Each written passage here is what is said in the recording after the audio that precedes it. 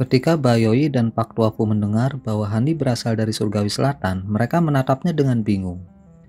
Handi bagaimanapun hanya memiliki perhatian pada 5 siluet putih saat dia dengan murah menatap mereka dalam keheningan.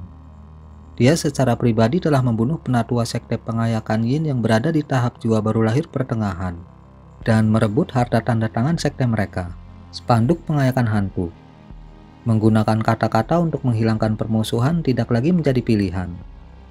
Juga dapat dikatakan bahwa dia bermaksud mendapatkan metode untuk melarutkan kutukan segel jiwa yang ditempatkan pada rekan daunnya sejak awal.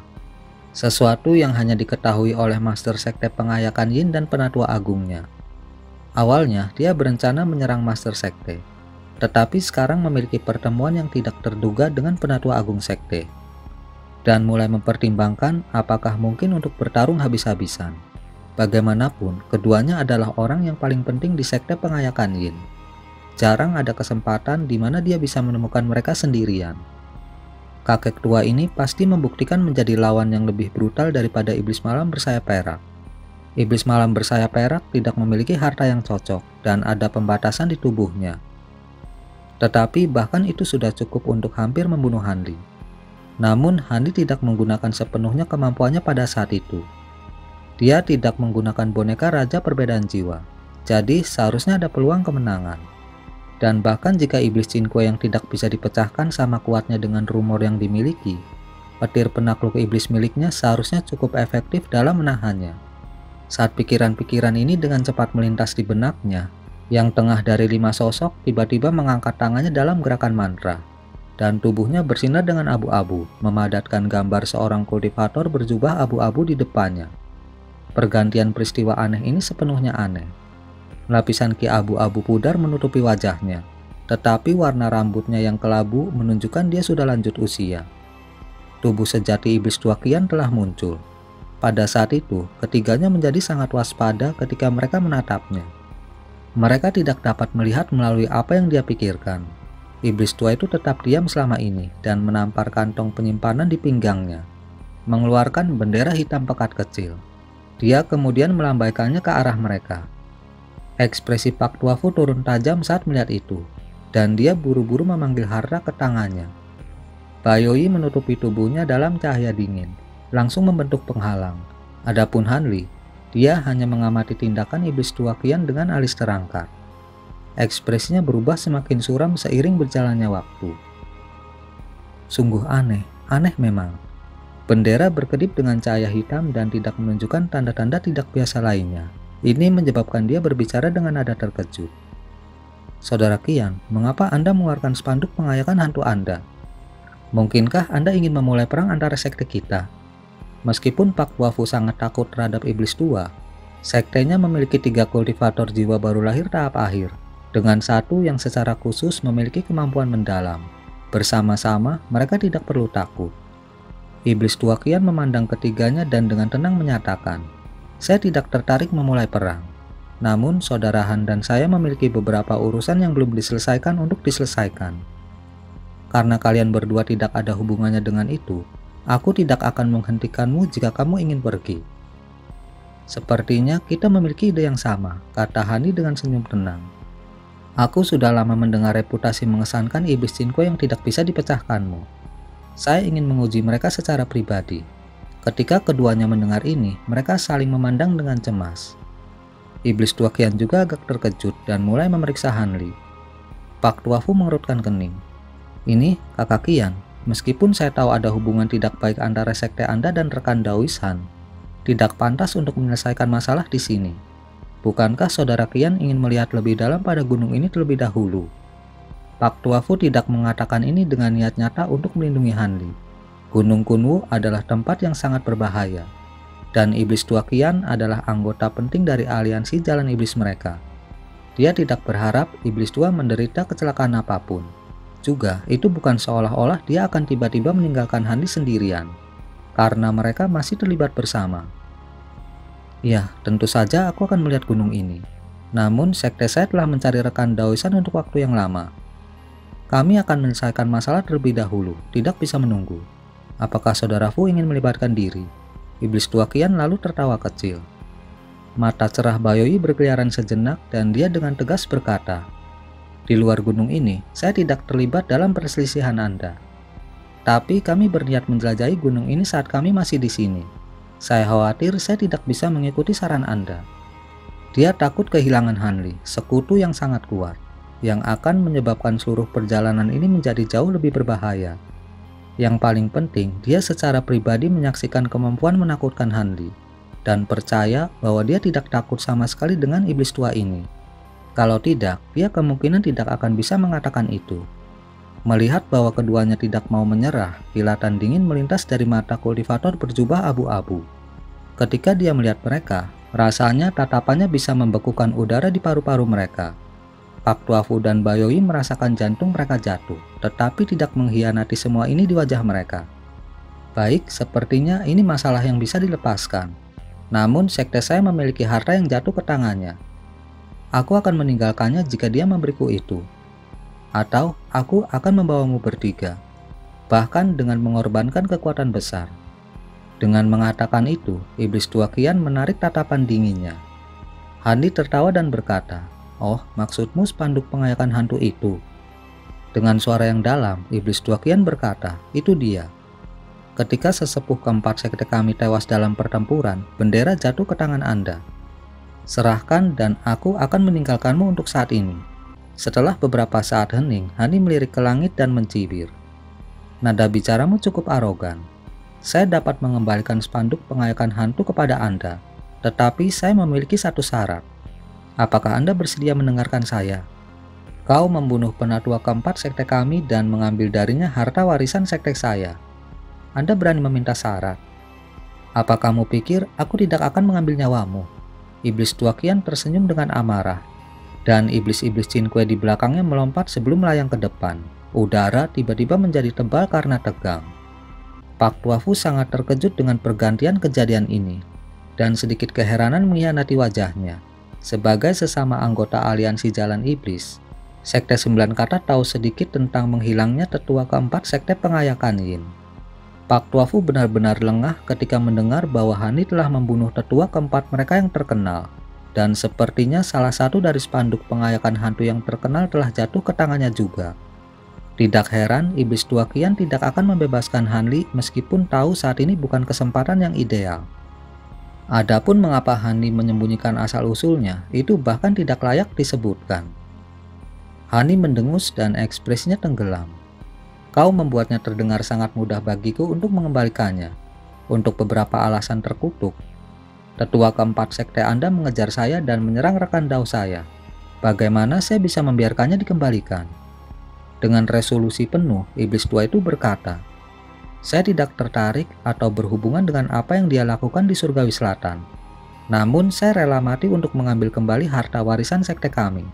Atau kami akan menjadi kehilangan kehormatan." "Jadi, maksudmu kamu tidak mau mendengarkanku?" Hanli menyipitkan matanya.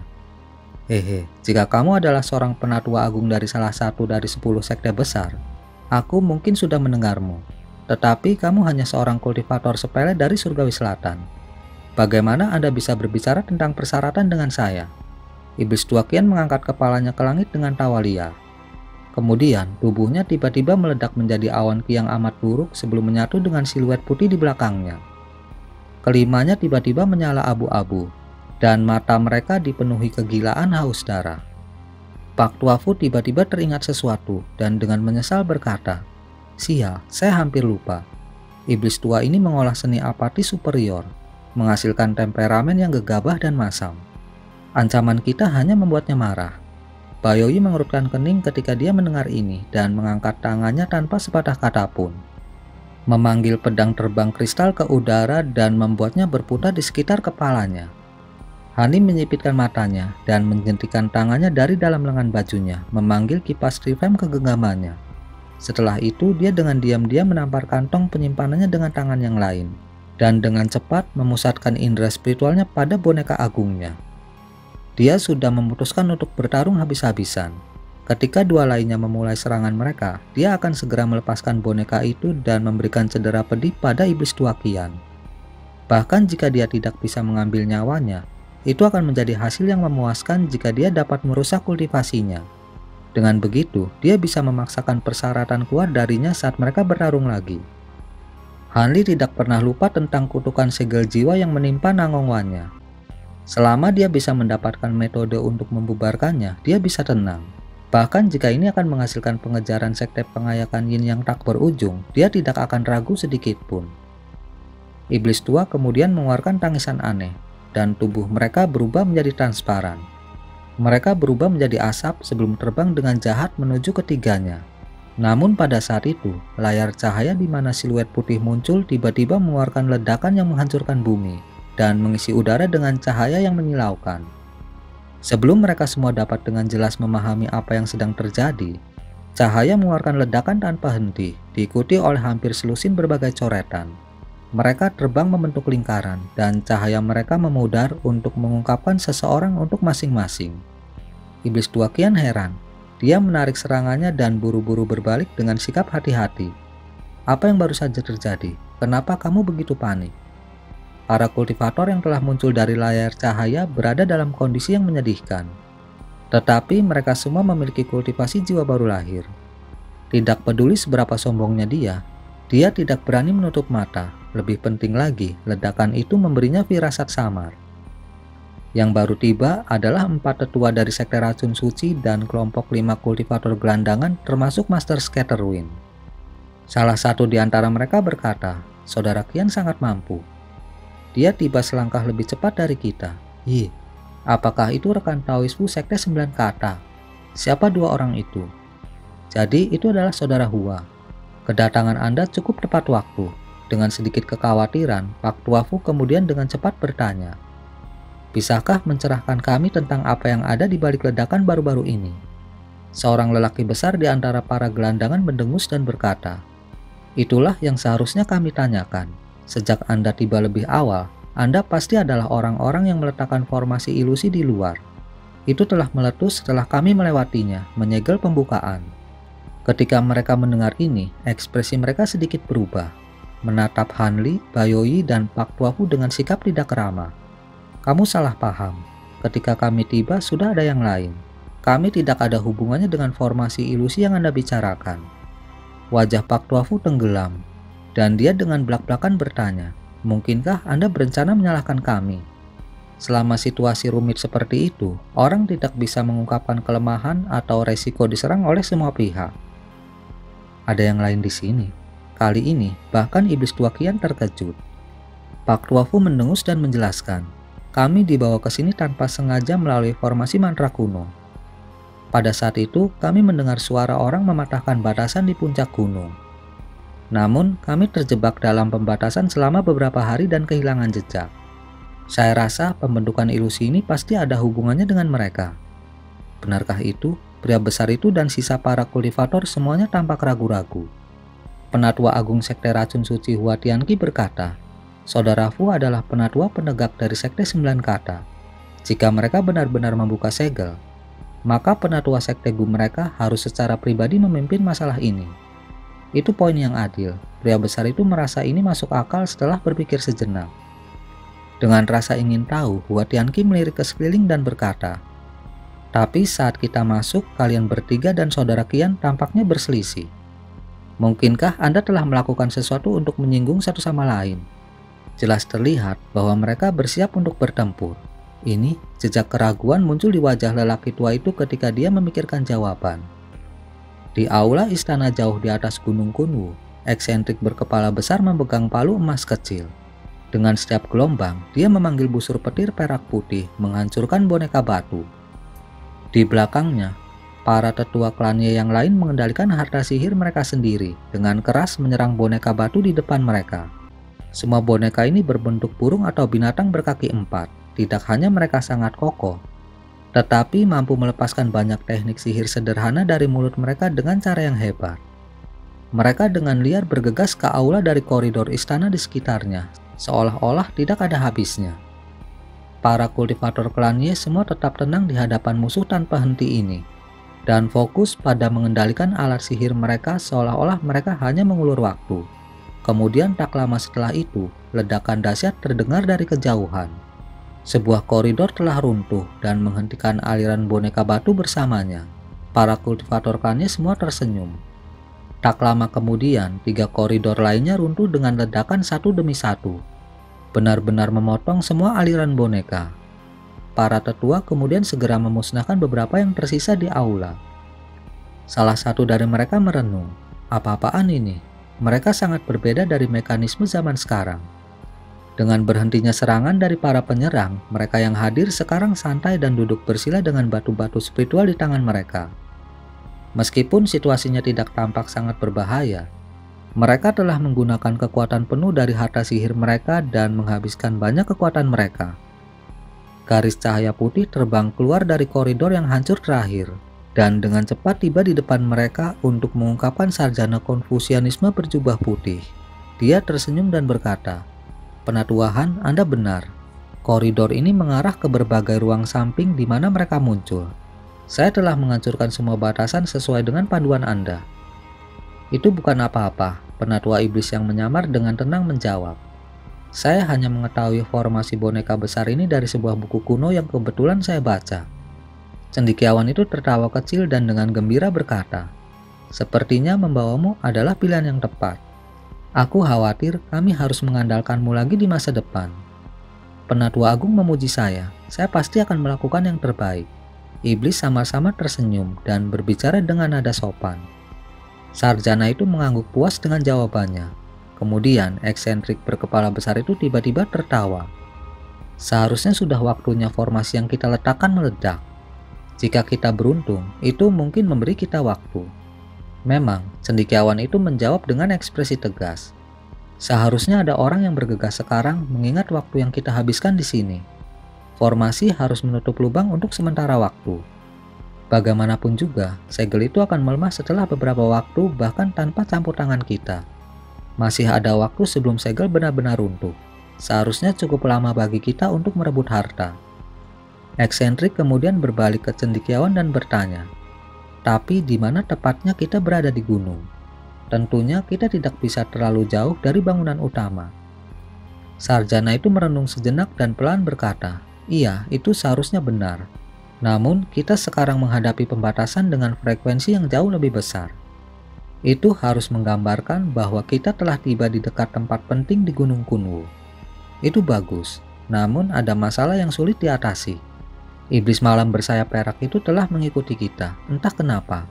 Apakah dia ingin melakukan serangan diam-diam?" Eksentrik kemudian berbalik untuk melihat pintu masuk aula besar dengan sedikit ketakutan. Yang lain tanpa sadar mengikuti pandangannya, tetapi tidak menemukan apapun di sana. Namun demikian, mereka tahu bahwa kemungkinan besar iblis malam bersembunyi dan mengamati mereka dari kejauhan, membuat mereka sangat khawatir. Kalau bukan karena fakta bahwa mereka memiliki 2 kultivator jiwa baru lahir tahap akhir, mereka tidak akan berani untuk terus maju. Sarjana itu bergumam pada dirinya sendiri sejenak dan berkata, "Mayat yang halus itu agak merepotkan.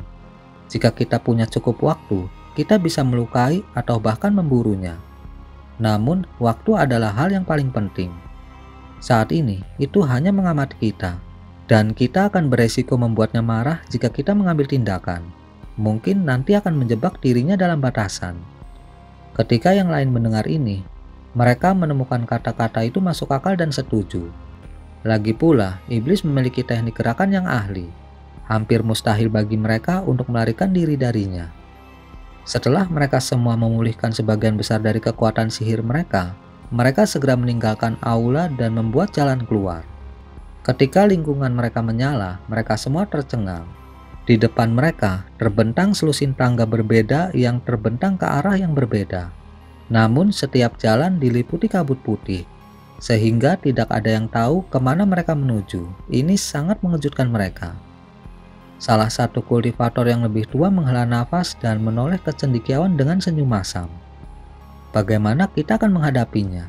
Bahkan jika kita memiliki 1 orang yang mencari di setiap area, kita tidak dapat mencari semuanya." Sarjana itu dengan cepat menenangkan lelaki tua itu. "Tidak perlu gugup. Ini jelas menunjukkan bahwa kita telah tiba di jantung Gunung Kunwu. Membagi nomor kita satu persatu adalah mustahil, karena kita tidak bisa melindungi diri kita sendiri. Bagaimana kalau kita menuju ke sana dan melihat dulu?" Dia menunjuk ke platform yang terbuat dari batu giok putih tempat semua langkah bergabung. Itu beberapa kilometer jauhnya. Tapi itu jelas sangat besar. Yang lain tidak mengajukan keberatan dan mengikuti setelahnya pergi ke udara. Namun belum jauh mereka melakukan perjalanan, mereka semua jatuh ke tanah. Ada batasan untuk mencegah penerbangan. Mengapa itu ditempatkan di sini? Eksentrik itu berteriak. Untungnya mereka tidak terbang tinggi dan karenanya tidak menderita cedera. Sebaliknya, mereka senang menemukan pembatasan ini. Ini adalah tanda bahwa mereka telah memasuki tempat yang sangat penting di pegunungan Kunwu. Ketika Hua Tianqi mendengar Pak Tuafu memberinya penjelasan umum, dia merasa sangat heran berkata, "Jadi ternyata rekan Daoisan berasal dari Surgawi Selatan. Kami melihat sangat sedikit orang dari tempat Anda di sini. Tetapi terlepas dari apa yang telah terjadi, sejak Anda membunuh penatua sekte pengayakan Yin dan memperoleh spanduk pengayakan hantu, ini bukan masalah yang bisa dengan mudah diselesaikan." Yang lain juga dilemparkan ke dalam kegemparan dan memeriksa Hani dengan tatapan ingin tahu. Bagi para kultivator jin besar, mereka tahu Surgawi Selatan adalah tempat yang biasa-biasa saja di kejauhan. Ada orang seperti itu muncul di hadapan mereka dan memprovokasi sekte pengayakan Yin membangkitkan rasa ingin tahu yang besar. "Saya hanya ingin melindungi diri saya sendiri," Hani dengan tenang menjelaskan. "Jika bukan karena tetua mereka yang mengambil inisiatif untuk menimbulkan masalah, saya tidak akan terlibat dalam kekacauan ini." Pria besar dari kelompok kultivator gelandangan dengan cemas berkata, "Cukup. Bagaimanapun, kalian bertiga sudah tinggal di sini selama beberapa waktu. Dan pasti tahu di mana kita berada kan?" Mata Hani bergeser dan dia dengan tenang menjawab, "Tentu saja, ini adalah Gunung Kunwu yang legendaris." Gunung Kunwu? Mereka yang baru tiba sempat tertegun sejenak sebelum bersorak gembira. Bahkan iblis tua Qian terkejut. Para tetua sekte racun suci yang sudah tahu ini hanya bertukar pandangan. Kakek tua mereka Hua Tianqi lalu menggosok dagunya dan menoleh untuk melihat siluet putih. Bisa juga dikatakan bahwa ada orang yang telah tiba di depan kita. Kita tidak tahu jumlah mereka atau kekuatan mereka, tapi karena mereka bisa membuka segel besar, mereka seharusnya cukup kuat. Saudara Qian, terlepas dari konflik apapun yang Anda miliki dengan rekan Daoisan, ini bukan waktunya untuk bertempur. Bukankah lebih baik bagi kita untuk bergandengan tangan dan mengusir kelompok lain dari gunung? Setelah itu, kita bisa membagi harta yang disediakan Gunung Kunwu di antara kita sendiri. Anda kemudian dapat menyelesaikan keluhan Anda dengan rekan Daoisan. Bergabung, setan tua Qian terdiam saat dia merenungkan. Sedangkan untuk Master Scatterwind dan 4 temannya, hati mereka bergerak dan mereka mulai berbicara di antara mereka sendiri melalui transmisi suara. Dalam situasi seperti itu, Pak Tuafu dan Bayoyi menghela nafas. Meskipun mereka yakin bahwa mereka bisa bertarung melawan iblis tua Qian bersama-sama, mereka menemukan diri mereka dalam situasi yang sangat canggung, di mana tangan mereka diikat. Hani tanpa sadar mengerutkan kening dan mendesah dalam hati. Sepertinya dia harus mencari kesempatan lain untuk mendapatkan metode untuk melarutkan kutukan segel jiwa. Dengan pemikiran itu, dia melihat di mana kultivator muncul dan bertanya, "Rekan Taois Hua, apa kerusakan pada pembukaan segel setelah ledakan itu? Bisakah kita tetap pergi?" Hua Tianqi menghela nafas dan berkata, "Bagaimana kalau kamu memeriksanya sendiri? Mungkin akan berbeda nanti, tetapi lorong pasti diblokir untuk waktu dekat." Hani mengerutkan bibirnya dan setelah beberapa keraguan terbang langsung ke layar cahaya dan menghilang ke dalamnya. Bayoyi dan Pak Tuafu dengan cepat mengalihkan perhatian mereka ke sana. Beberapa saat kemudian, dia muncul dari layar cahaya dengan ekspresi cemberut. Dia melihat kedua temannya dan menggelengkan kepalanya. Itu benar. Lorongnya diblokir, tetapi akhirnya akan kembali dengan sendirinya. Untuk sekarang, mari kita jelajahi lebih dalam ke atas gunung. Peristiwa berikut ini sederhana. Meskipun arogansi setan tua Qian besar, dia tahu bahwa itu adalah tempat yang salah untuk menyelesaikan masalah. Ini adalah kesempatan utama untuk mendapatkan harta karun besar, dan dia tidak ingin kembali dengan tangan kosong. Karena itu, dia terpaksa melepaskan Hanli untuk saat ini. Adapun aliansi sementara, mereka semua mempertimbangkannya sejenak sebelum semua setuju untuk itu. Dengan semua orang di kapal yang sama, Hua Tianqi berteriak, Bersama kita akan bisa menandingi siapapun yang ada di depan kita, bahkan jika mereka adalah kultivator dari 10 sekte besar. Mari kita berangkat sebelum pihak lain bisa mendapatkan harta terlebih dahulu. Kemudian dia memimpin jalan menaiki tangga batu.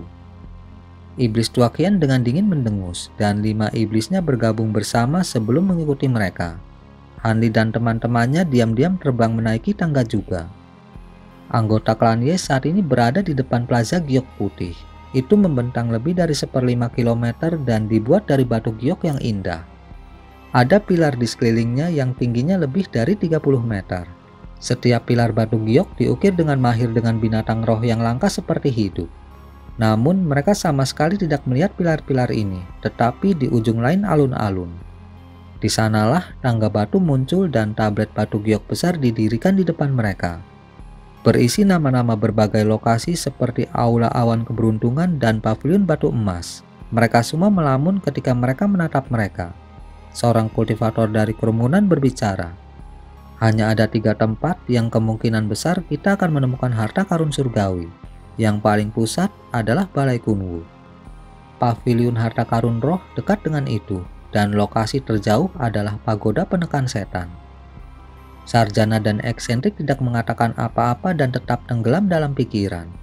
Kultivator menambahkan, Aula Kunwu pasti berada di jantung gunung dan diberi nama Paviliun Harta Karun Roh. Itu jelas di mana kultivator kuno menyimpan harta mereka. Tidak aneh jika harta itu ada di sana. Adapun pagoda penekan iblis, itu seharusnya di mana mereka memenjarakan setan. Di bawah keadaan aneh dari pemetaan gunung, sangat mungkin bahwa harta karun surgawi disimpan di sana. Lagi pula, mereka akan menggunakan kekuatan harta karun untuk menekan iblis-iblis ini. Sarjana itu akhirnya mendengus dan berkata, saya juga merasa bahwa harta karun roh surgawi pasti ditempatkan di salah satu dari 3 bidang ini. Namun kita tidak memiliki kekuatan untuk melihat setiap lokasi. Jadi kita harus memilih 1 dari 2 tempat. 2 yang mana? Si eksentrik dengan ragu bertanya. Sarjana itu berhenti sebelum menjawab. Paviliun harta karun roh dan pagoda penekan iblis. Eksentrik itu menggelengkan kepalanya dan berkata, keduanya. Aku merasa Balai Kunwu seharusnya menjadi pilihan yang lebih mungkin daripada pagoda penekan iblis. Cendekiawan itu tertawa kecil dan dengan tenang menjelaskan.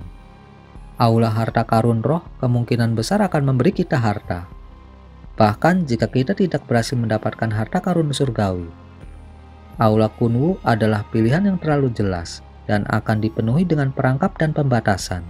Karena gunung itu disegel, saya percaya bahwa 2 harta karun tidak akan memiliki tujuan diabadikan di Aula Kunwu. Itu lebih mungkin digunakan untuk menekan semacam iblis yang terkatakan di pagoda penekan setan.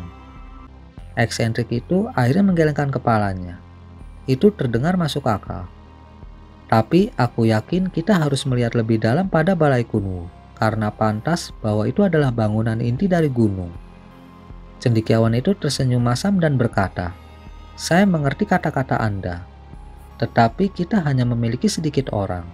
Terlalu sulit untuk dipecah menjadi 2 kelompok apalagi 3. Yang lain mulai mendiskusikan rencana aksi mereka dengan beberapa anggota yang masing-masing menemukan pihak lain lebih masuk akal. Untuk sementara waktu, sebuah kesimpulan tidak dapat dibuat. Ketika eksentrik melihat kebuntuan ini, ekspresi aneh muncul di wajahnya dan dia mengusulkan, kelompok kita terdiri dari 9 anggota. Bagaimana kalau kita masing-masing mengambil 3 untuk menjelajahi Paviliun Harta Karun Roh dan Pagoda Penekan Iblis?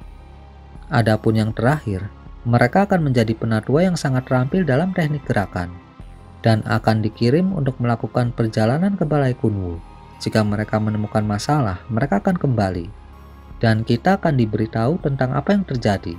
Kemudian jika salah satu dari kita menyelesaikan perjalanan dengan lancar, kita bisa melakukan perjalanan ke Balai Kunwu. Itu akan baik-baik saja. Ayo lakukan itu. Namun karena penatua ini akan sendirian, mereka akan menjadi target singa elang dan iblis malam bersayap perak. Kita harus memberi mereka gelang langit yang meluap. Cendekiawan itu berkata, dengan harta itu, mereka pasti bisa melindungi diri dari bahaya yang bisa mereka hadapi. Eksentrik itu mengangguk dan tidak mengajukan keberatan. Mereka kemudian segera membagi jumlah mereka dan masing-masing menuju dengan cara yang berbeda. Iblis penatua yang menyamar mengikuti setelah eksentrik, dan pria parubaya berwajah persegi dipilih untuk menjelajahi Balai Kunwu. Tidak mengherankan karena kultivator berwajah persegi memiliki kultivasi tertinggi ketiga dalam kelompok. Setelah ragu sesaat, cendekiawan itu setuju dan menawarkan gelang putih tulang itu kepadanya. Dia memperingatkan, setiap aktivasi gelang langit melimpah membutuhkan penggunaan esensi darah Anda. Jangan menggunakannya dengan enteng. Jangan khawatir, aku sangat sadar. Kultivator berwajah persegi menerima gelang itu dengan ekspresi serius. Eksentrik berbicara. Dikatakan bahwa pagoda penekan iblis mengkhususkan diri dalam mengendalikan hantu jahat, iblis-iblis, dan keberadaan semacam itu. Saya tidak tahu apakah ada yang masih di sana, tetapi saya masih akan menuju ke sana. Cendekiawan itu tertawa kecil dan setuju. Sepertinya kita punya ide yang sama. Saya awalnya cukup tertarik pada pagoda penekan iblis. Tetapi karena paman ketujuh mengatakannya terlebih dahulu, saya tidak akan mengajukan keberatan. Saya akan membawa ketiganya ke pavilion harta karun roh. Eksentrik berkepala besar segera memimpin kelompoknya yang terdiri dari 3 orang, termasuk penatua iblis yang menyamar menuju tangga pagoda penekan iblis. Kultivator parubaya berwajah persegi memberi hormat kepada sarjana sebelum melengkapi gelang langit yang meluap. Kemudian dengan kabur, dia bergegas menaiki tangga paling tengah menuju Balai Kunwu. Sarjana itu tidak segera pergi. Sebagai gantinya, dia menunggu sampai kultivator eksentrik dan berwajah persegi menghilang ke kabut putih, lalu menoleh ke seorang lelaki tua di sisinya. Keponakan yang terhormat, apakah kita masih memiliki alat formasi yang tersisa? Pria tua itu dengan hormat menjawab, sesuai pesanan Anda, saya telah meletakkan formasi mantra di setiap batasan yang kami langgar. Satu-satunya yang tersisa adalah formasi 7 bintang yang kami beli untuk puluhan ribu batu roh. Sarjana itu memerintahkan, letakkan di sini dan lepaskan 2 kelelawar vampir dan segerombolan tawon macan ke dalamnya. Iya, pria tua itu menampar kantong penyimpanannya dan mengeluarkan 1 set bendera formasi ungu sebelum berjalan ke sisi alun-alun. Sarjana itu kemudian berbalik untuk melihat gunung di bawah. Ekspresinya dengan lembut goyah ketika dia merenung dalam diam. 2 jam kemudian, mereka juga masuk. Jauh di bawah gunung, kelompok Hanli akhirnya tiba di gerbang ribuan kultivasi. Klania telah menempatkan ilusi yang mendalam di sana, cukup kuat untuk menjebak kultivator formasi inti selama beberapa hari setidaknya. Tetapi ketika dihadapan dengan sejumlah besar kultivator jiwa baru lahir, itu dengan mudah dibuang hanya dalam waktu singkat.